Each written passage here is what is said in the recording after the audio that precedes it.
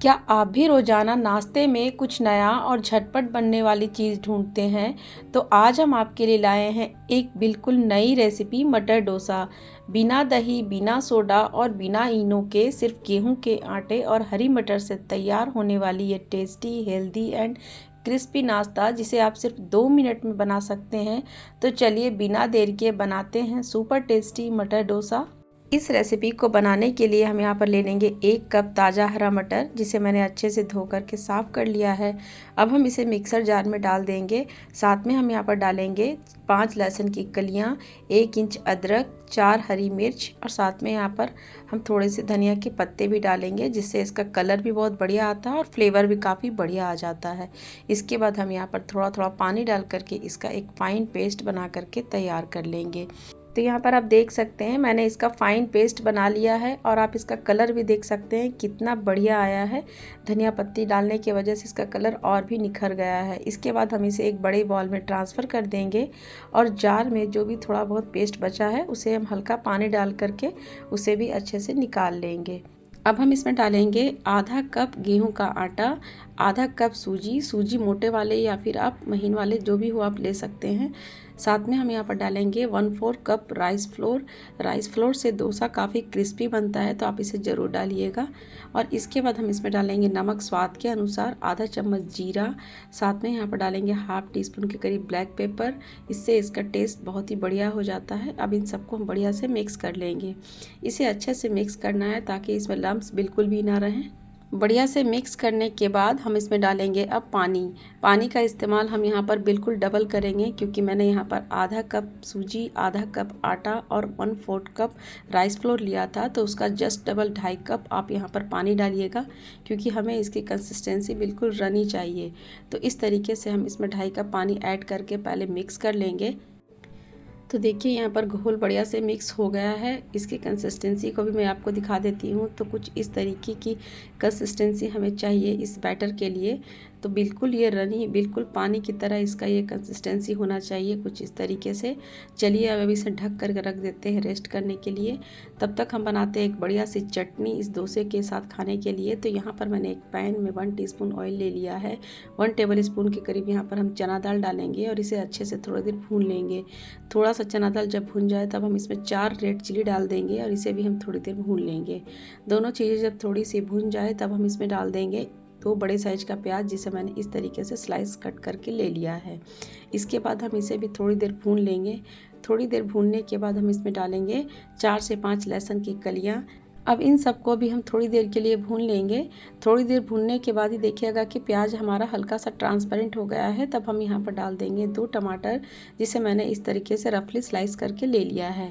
और अब इसे अच्छे से हम थोड़ी देर मिक्स करेंगे।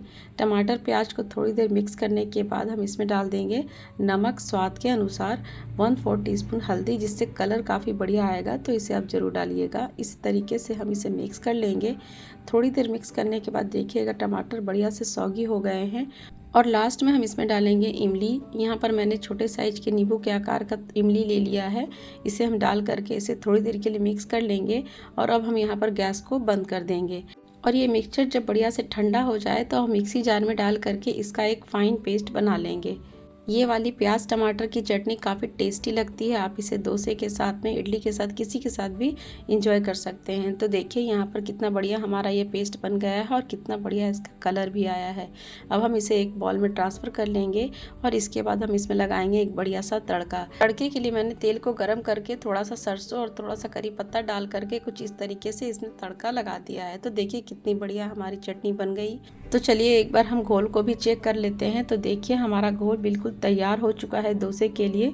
सूजी और आटा भी बढ़िया से फूल चुका है और इसकी कंसिस्टेंसी को भी आप देख सकते हैं। इस डोसे के लिए हमें कुछ इस तरीके का ही कंसिस्टेंसी चाहिए। तो चलिए अब हम यहाँ पर डोसा बनाना शुरू करते हैं। तो डोसा बनाने के लिए मैंने यहाँ पर पैन पहले से गर्म करके रख दिया था और अब थोड़ा सा तेल ऊपर से डालेंगे और चारों तरफ से इस तरीके से स्प्रिंकल कर देंगे। और एक प्याज को मैंने इस तरीके से हाफ कट करके नाइफ में इस तरीके से करके इसके चारों तरफ से घुमाते हुए इसे हम अच्छे से फैला चला देंगे। इससे क्या होता है ना कि पैन हमारा बढ़िया से ग्रीस हो जाता है। अब कलछी में थोड़ा थोड़ा बैटर लेकर के हम इस तरीके से पैन के चारों तरफ घुमाते हुए डाल देंगे।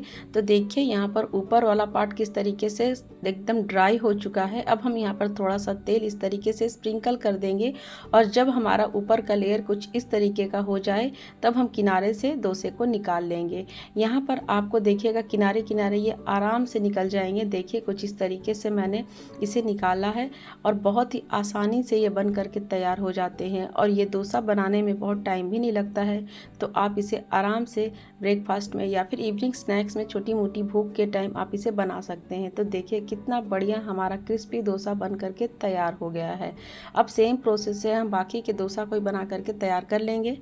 और फ्रेंड्स इस डोसा को बनाने में आपको मज़ा बहुत आएगा। इस तरीके से बस कलछी में लेना है बैटर और इस तरीके से पैन में घुमा देना है। जब ऊपर का पोर्शन ड्राई हो जाए तब उसमें थोड़ा सा तेल स्प्रिंकल करके जब लेयर लाल हो जाए तब हम इसे निकाल लेंगे। तो चलिए हमारी गर्मा गर्म क्रिस्पी मटर डोसा बिल्कुल तैयार है।